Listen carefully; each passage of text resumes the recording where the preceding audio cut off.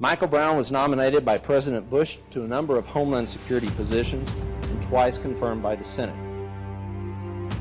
Earlier this evening, I spoke with Mike Brown, the director of the Federal Emergency Management Agency. He's coordinating disaster relief of a dozen federal agencies and the American Red Cross. All right, former FEMA Director Michael Brown, thank you so much for joining us. Michael Brown, former FEMA Director. Thank you, Michael, as always. The Business Disaster Resiliency and Continuity Academy is the first of its kind in the United States, designed on the best practices of government, academia, and private sector response. This academy is for anyone who identifies as a private sector emergency manager, business continuity professional, risk manager, or is simply focused on consequence management at some level in their organization. The 2 weeks of instruction culminates with a capstone functional exercise implementing the advanced concepts presented in the academy. The academy is held in the Blue Cells Interactive Training Center, ITC, in Colorado. Company or team discounts are available for 5 or more participants. Please contact the Blue Cell for more information today. And now, The Michael Brown Show on BCR. So welcome to this edition of The Michael Brown Show on BravoCharlieReady.com. I'm really happy this evening to be talking to Laura Toplis, who is down in New Zealand, of all places right now. Laura, welcome to the show. How are you this evening? Wonderful. Thank you for having me. Oh, thanks for being here, and thanks for taking the time to do this. So I wanted, just as a way of introduction, Laura has a program that is a business continuity product that we're going to talk about in a second. But before we actually talk about the product, Laura, I want you to tell our viewers, because people are always interested to understand how people got into the business they're currently in. What's your background and how did you get into this business? Great, yes. So I started in business continuity for the ambulance service here in New Zealand.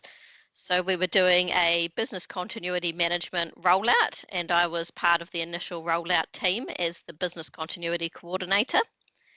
And in New Zealand, the ambulance service is quite unique in that it's a charity, partially government funded, but we have a lot of volunteer station managers. And it was a very important requirement that business continuity was simple and that the station managers could easily create a plan for their own stations using some kind of template.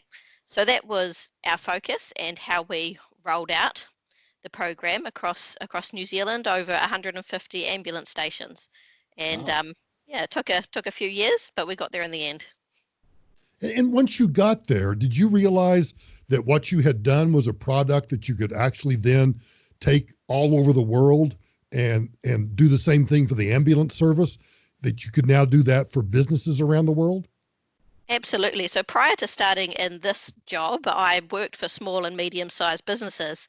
So as part of the rollout, I did a couple of courses. So I went on a week-long CBCI course from the Business Continuity Institute, and I also went on another week-long course, the ISO 22301 Lead Implementer by BSI. And I just knew that in my previous small business roles, there was no way that somebody was being sent on 2 individual week-long courses to learn about business continuity. Right. They wouldn't have the time or the training budget. So yeah, that was how the idea of BCP Builder was born, to create a simple template that anybody could use without needing to go through this extensive training process.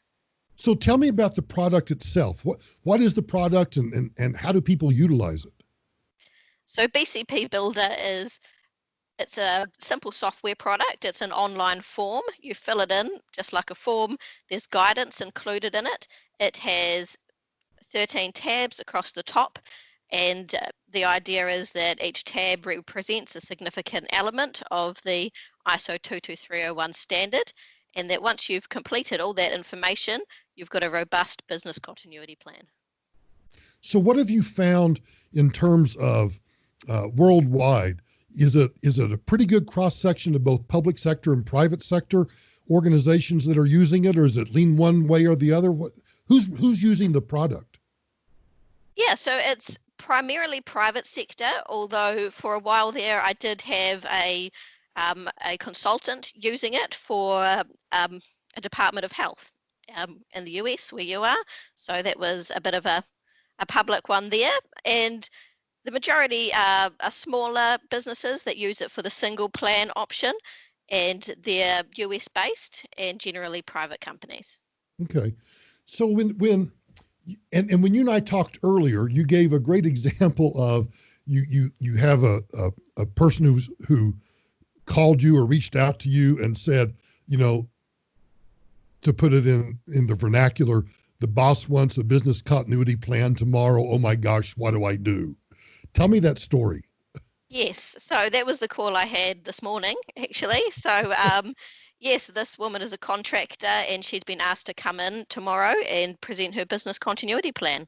And so she downloaded the free templates off the internet, and I won't pretend that there's not plenty of them available, but Sure. she found it really confusing, and especially the risk and threat assessment, and I don't even know if she'd got to the BIA. Right.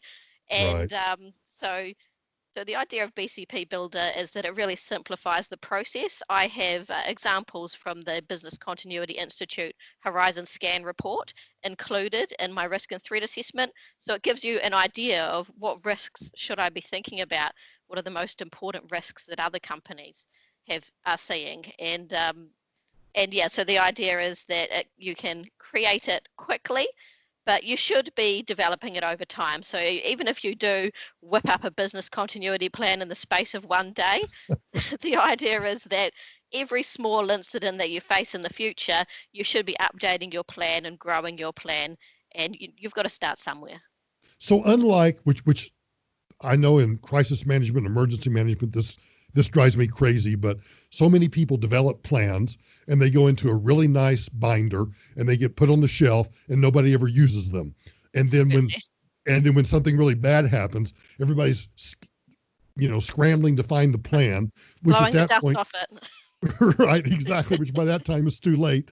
But what you're describing is something that somebody can take and use as often as needed. They can grow it and expand it. They can downsize it. They can do whatever they need to for their particular needs.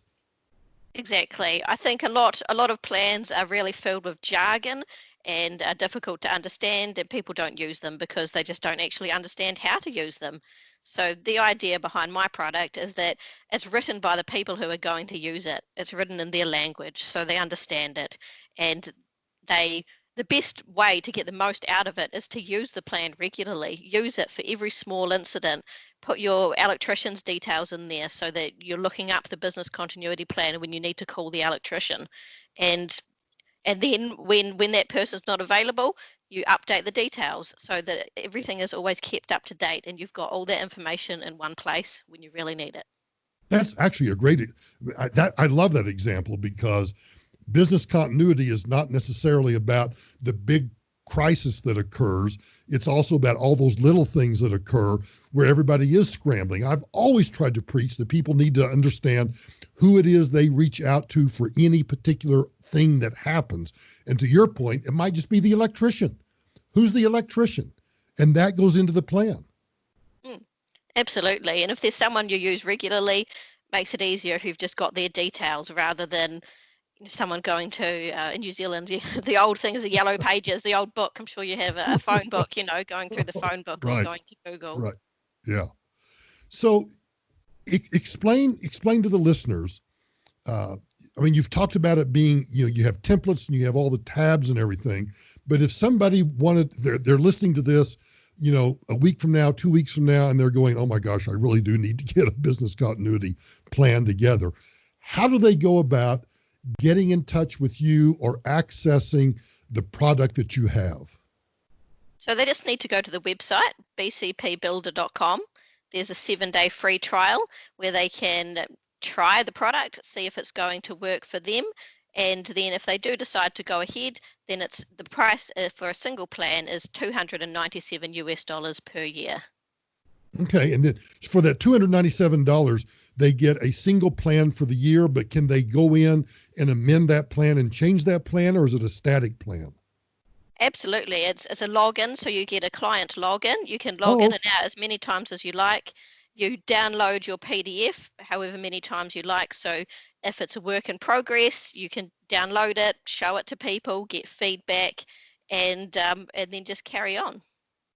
So I have a bad habit of getting on my soapbox about business continuity, crisis management, all of those things. So I want to give you the opportunity to get on the soapbox if you'd like to, and explain why you believe from your experiences that having a business continuity plan in place is so important. Sure. Well, it's always fun to go on about, but I think it is really important because it's your business at the end of the day, and you are going to do something when the crisis hits. So the idea behind having a business continuity plan is that you've thought about it in advance. So instead of panicking and running around and making rash decisions, you've actually sat down in the time of peace and quiet.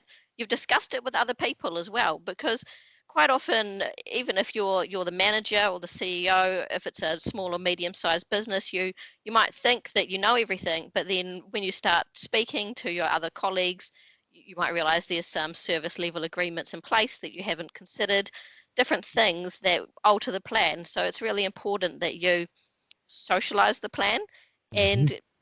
and then develop it internally before the crisis hits. No, So yeah, one of those big things is communication as well, right. and that's included. How are you going to communicate when all of this happens? You don't want to be trying to develop a communications plan in the heat of the moment.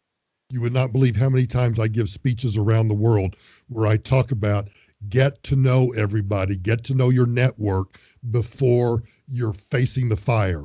Understand who you need to call before you have to call them. Absolutely, and I think that's in itself is the key to resilience, is all those people working together and having a good relationship with each other, rather than, like you said, meeting each other for the first time in Right. the heat of the moment. In the heat of the moment. That's exactly right. Listen, I really appreciate you taking the time out of your busy day.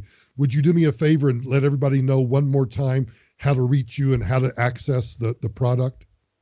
Sure, just go to bcpbuilder.com. You can download a free example plan, a PDF version, to have a look, and that will give you access to my mailing list where you will receive some more information, hints and tips about business continuity planning. Laura, it was, I've heard so many great things about you and about the product. It was really great to meet you via Skype, at least. I guess this is in person these days, is how we all meet. So thank you for, yeah, exactly. So thank you for taking the time, and hopefully we'll get some business to you, and we'll get some people actually taking business continuity seriously. Thanks for your time. Thank you very much. No, my pleasure. The Blue Cell and The Michael Brown Show on BCR thank the following advertisers and collaborators: